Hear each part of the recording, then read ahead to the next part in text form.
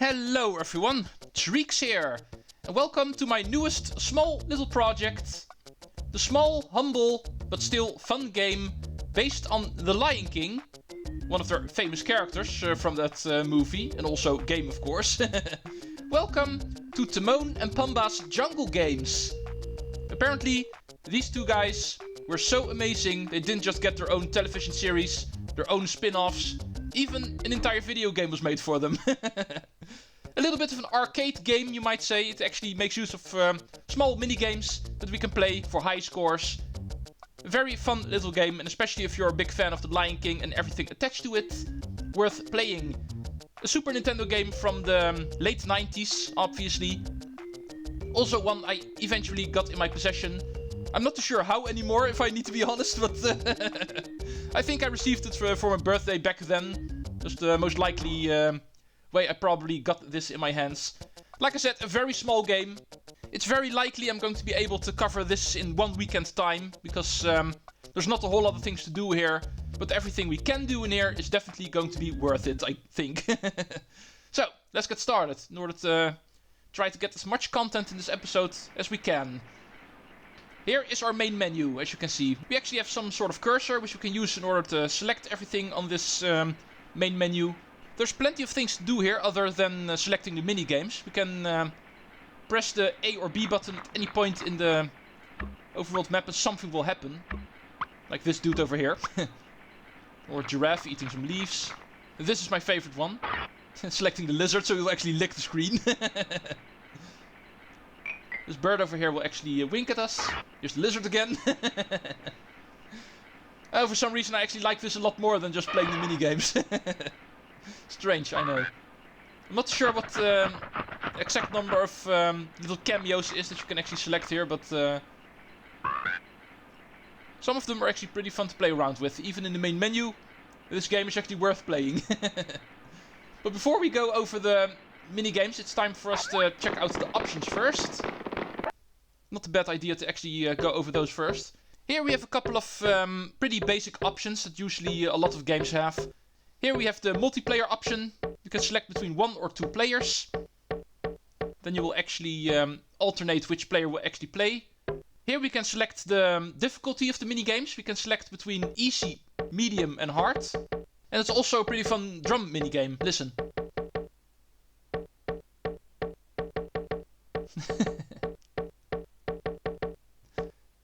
Yeah, those are things you actually think of the moment you're a kid, I know. We can also select the option to turn the music on or off. And the same actually for the sound effects. Shutting off the sound effects is actually the worst thing you can do, because if you do that, you will actually take away your drum minigame. But anyway, those are the basic options. Nothing too spectacular in that sense, other than playing around in them. Our second option here is actually the score. As you can see, this game actually has 4 mini-games.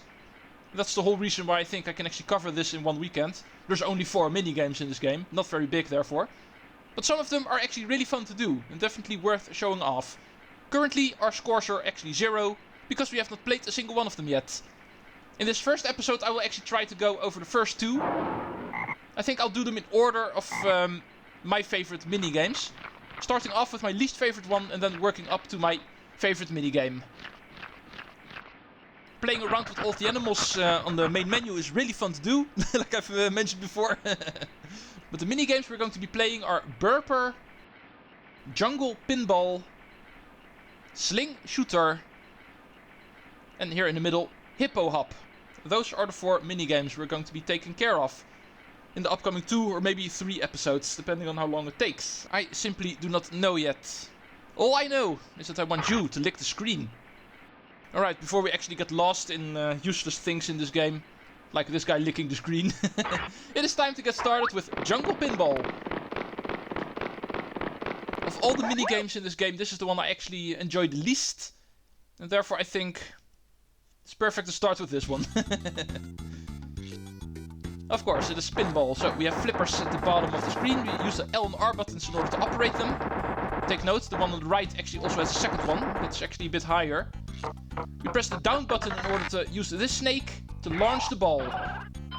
And then it's our job to actually keep the ball alive, just like with regular pinball. There's plenty of obstacles on the map that we can actually use in order to score points.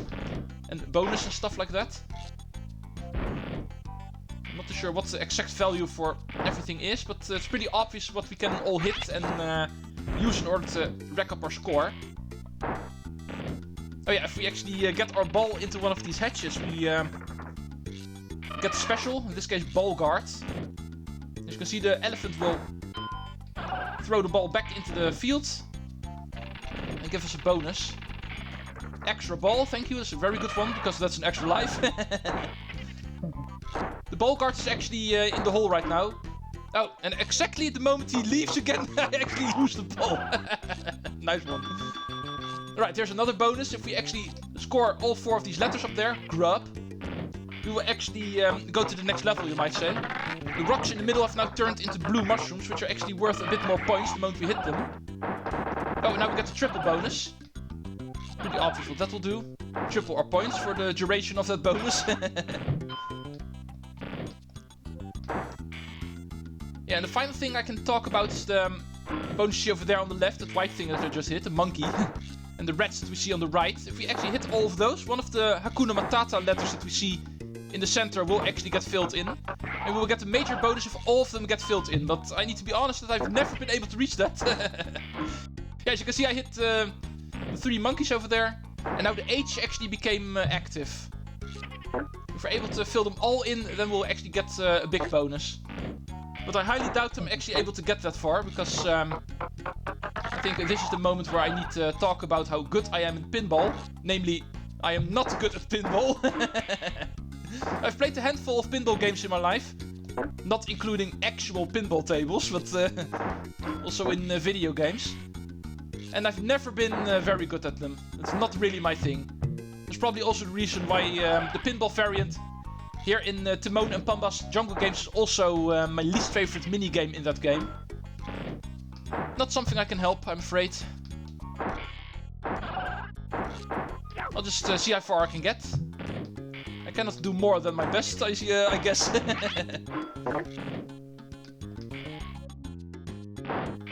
Oh, there we go again. Yeah. Even though I know I'm not the best at pinball, I will try to actually get an as best score as I possibly can. And so far, I'm not really feeling I'm doing that well when it comes to that. I've already died 3 times, I believe. Lock ball. Okay, he will actually keep it with him, and therefore we need to restart. However, it will not cost us an extra life. Oh yeah, one other thing you can also try. Oh, come on, not fair. One other thing you can also try, as you can see the grub letters over there. If we press the R button, we can actually change around which letters are colored in. And that you can also use in order to try to get those bonuses quicker. Now they're turned into ladybugs, and there we go. Was that it, or...? Yeah, that was already it. Man. I knew I was bad at pinball, but this was just actual sucking at pinball. Not a very great showing, but I'm pretty sure that we did see most of the things that can happen here. So for coverage, I think this is going to be good enough. Our score was 57,000 at least. Almost 10 minutes in the video, so dying this quickly may be a bit of an embarrassment, but it's also not too bad for the video, because that way we have plenty of time to actually play a second game. And that's going to be Hippo Hop, I think. My favorite minigames in this game are definitely Sling Shooter and Burper. So those we're going to do in tomorrow's episode. Or perhaps they will even get a separate episode, I'm not too sure yet. But this one we are going to play today, Hippo Hop. A crossing minigame, as you can see. There are 4 layers of quote-unquote platforms that we need to go over in order to reach the other side. However, there's actually a mission attached to reaching the other side, because, allow me to show you quickly, if you go to the other side, that is not the end of the stage. If you go backwards, nothing will happen. Our goal is actually to make sure all of the grass on the other side will actually get closed, and for that we need to bring some food to the other side. So, our goal is going to be getting some grub. Here it is again, grub. They're always sparkly, so you can recognize which ones they are. That you need to pick up, and only then you can go to the other side. If you try to go back now... Yeah, as you can see, now it will close. That is going to be our goal. And other than that, it's just a platforming crossing minigame. Very classical in all honesty. The moment we've gotten our first grub, we need to ring this bell, quote-unquote bell, and the next one will appear. That's going to be our goal. And we need to do all of these bushes in time. There's a timer here, as you can see. The moment it runs out, we game over. Right, next one will appear on this crocodile, and there we go. Took me some time to actually explain how it worked, but I did not die, did not run out of time, so... And now for playing actually seriously. Level 2, obviously already a bit harder. There's a lot smaller platforms now. Now there's no rocks anymore, now there's actually just moving platforms. Right, that's one. You can also press the B button while on this side to run faster, so if you're not per se close towards the quote-unquote bell, you can quickly still go there. And also remember, you can hold the B button and press left or right to jump towards a different platform on the same level as you. That's also a trick you can use. Hello. Thank you. Yeah, sometimes you can actually find eagles that will immediately turn you back to the other side. Oopsie. I thought I was able to make the jump. Apparently not. Well, at least it resets the timer. As you can see, the moment you die, you lose a life, but you don't lose your progress. All of the leaves that were already turned over are still closed. And therefore we don't have to reset the entire stage. But it will reset our timer, so... Sometimes falling into the water is not per se a bad thing. Now, time for level 3. There's a bit of slowdown. Apparently it's a bit too crowded on this screen. The lag is real. Right, next. Do be careful for these crocodiles over here. As you can see, they will open their mouths every once in a while. And if they do, you're not able to stand on their heads anymore. So make sure you're never too far to the left of them. Oh, hello, Mr. Hyena. Yeah, they can actually also appear sometimes to obstruct you. You never have to worry about them, because they will never actually hit you directly. But they will actually fling their tongues around. And if that hits you, then you will actually fall into the water, so... It's not like they're a useless obstacle, but you cannot be hit by them directly. The same applies to the frogs that can actually appear, but I believe those actually appear in later stages. And unlike the hyenas, the frogs actually appear in the middle of the water. We'll see those appear. Right, let's get the food first, otherwise we're not even going to be able to get to the other side. Oh yeah, here he is. I was just talking about you, Mr. Frog. Oh! Note to self, you're not able to stand on the heads of the snakes. I thought that also counted as a platform already, but no.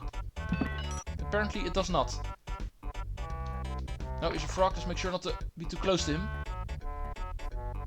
Just like the hyenas, they will actually also stick their tongues out.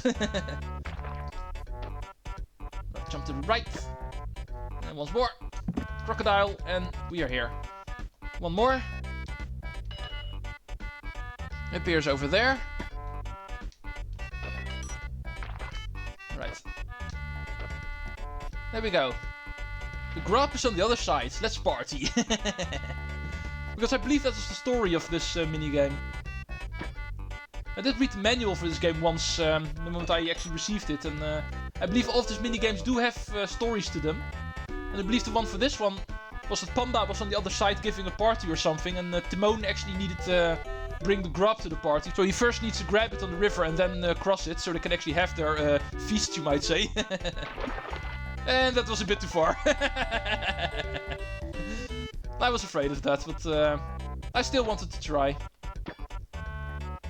And that grub is going to be gone. So let's return. wait for it to respawn. The moment you actually miss some grub and it goes off screen, it will immediately respawn on the same level. It always does, so in that sense you don't have to worry about that. It's not like you have to ring the bell again the moment a bit of grub actually goes off screen. If you don't grab it, it will respawn automatically. That's pretty much how that works, but once it is taken to the other side, we do have to ring the bell again, because that, as you can see, does not respawn automatically. Yeah, I need to go to the left, otherwise I'm not able to get it. Or no, wait, I need to make it respawn. If I grab it here, I'm not able to get to the grass anymore, because that is more to the right. I need to do it from here. Hopefully I've got enough time for that. 8, 7, 6, 5, yeah, that's going to be fine. There we go. That was level 5. Level 6. Oh, this one looks interesting.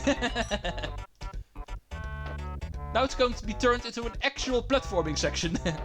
Need to use the A button to jump here. Remember, if you press the A button while going left or right, you actually jump. Oh, I need to go over here. Saw that just in time. But anyway, if you want to jump far, then you need to hold the B button while jumping. And if you want to jump a short distance, then you need to hold the A button. In this case, actually required. The first time it's actually required, because the B button will make you jump too far here. And now we need to do it one more time. Time's going to continue running, but these hippos are going to be a bit slower, I'm afraid. Come on, guys. Respawn, please. Yeah, those two reptiles are also useless to me. Yeah, you guys I need. First one immediately has the grub. This is the only stage where you don't have to worry about the grub. Here you will always get it automatically. Can't really miss it here. And I believe if I look at this, this is the same pattern as the previous time. So now I need to remember to stay on the lily pad and jump to this one. The ones below there are actually just there to trick you. Stay as far to the right as we can to make it a bit more challenging. And also to make it some sort of speed run, you might say.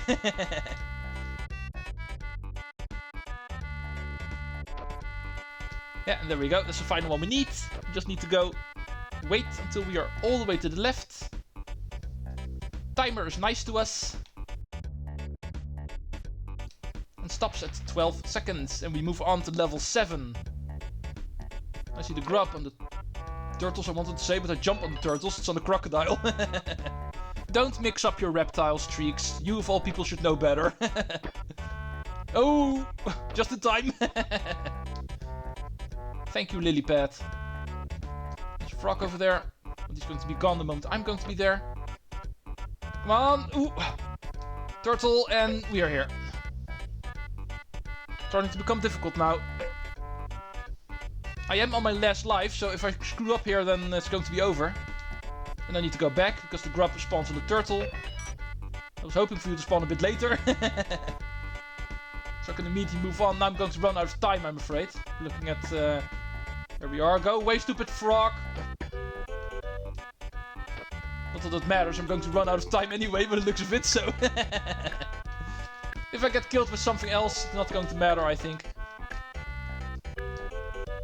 Yeah, timing is really strict on this final one. Or at least the final one for me.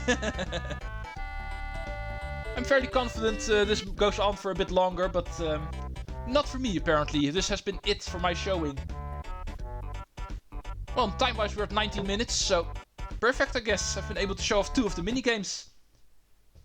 Did not really get very far in both of them, but still. Giving all of the minigames their own separate episodes in order to get as far in them as I can, that's a bit too much to ask, I think. Especially for the, in my opinion, 2 lesser interesting ones. I'll see what I do for tomorrow's episode. For now, this is going to be it when it comes to the first episode of Timon and Pumbaa's Jungle Games. A score of 57,950 on Jungle Pinball. And a score of 50,450 on Hippo Hop.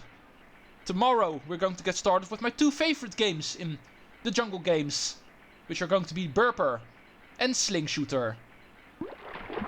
And interesting, the thing we find in the middle of the lake here, that actually changes up constantly. It's not always the same thing that you find here. Not too sure if that's dependent on which minigame you've played just before that, but... Anyway, I'm going to be playing around with the animals a bit. Thank you for watching this first one. Tomorrow might be the finale, might also be the second episode of a 3-episode project, but anyway, see you folks then. Treecks out!